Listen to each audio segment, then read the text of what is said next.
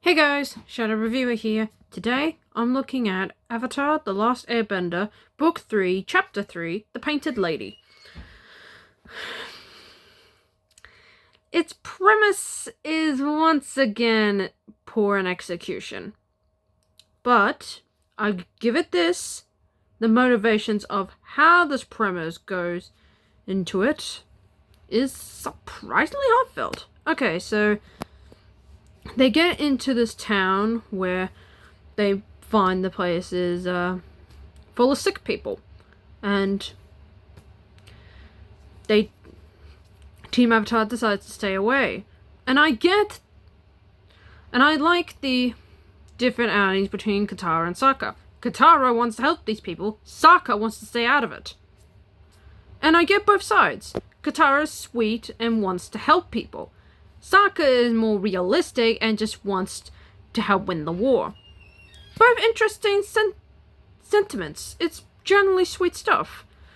But then we get to the actual plot, where they find out that the town is getting more happier as a special spirit called the Painted Lady has suddenly showed up.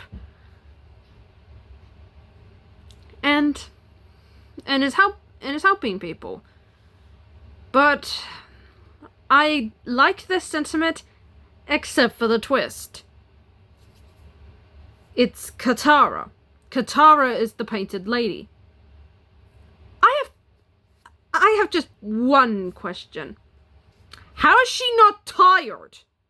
I mean, if I was going out in the middle of the night to do some stuff, I'd be pretty drowsy. Okay, I'll give you a perfect example of this.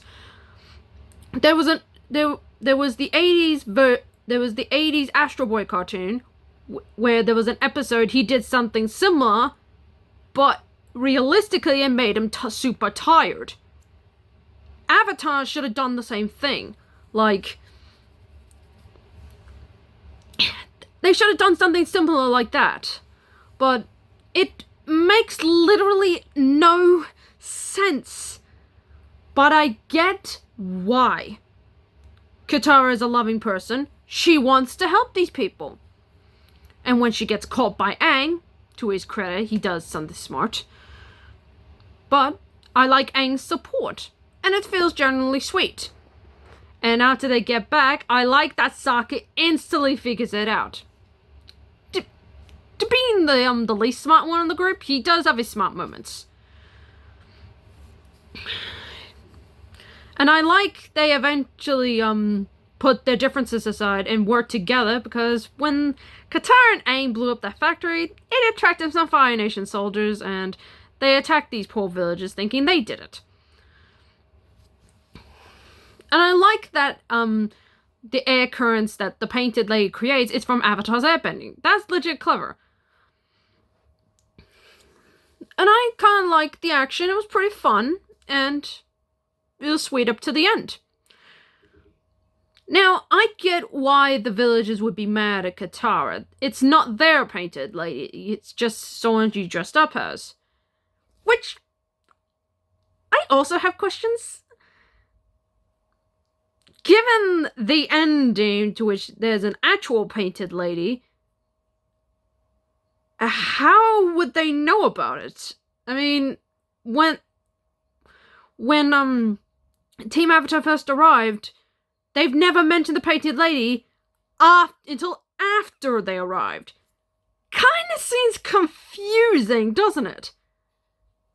I mean, wouldn't it make much more sense it's something that Katara created? And this is how she's introduced? I have so many questions, and I get no answers. But I will give Sokka this. When the villagers start turning on Katara, he instantly stands up for her like a brother should. And I like the message at the end, where you can't just rely on someone to help you, you have to help yourself. And I like that message. And I do like the running gag of this old guy playing as different brothers when really it's the same guy. The dark guy, the shoe guy, and the clean river guy. And he's in denial about it. That actually got a smile. That actually got a smile every once in a while. So that's my review of the Painted Lady. The Painting Lady lore makes no sense, and it's so godly illogical. But I will give Katara this. The reason why she did it is generally sweet. And I like that Team Avatar supports her up to the end. Beautifully done. I've got another preview coming up. And it's the Disney remake I really don't want to watch. And no, it is not Lilo and Stitch. But after that, but before that preview, I've got tomorrow's episode on Chapter 4, Sokka's Master. Until then, I'm the Shadow Reviewer, signing off.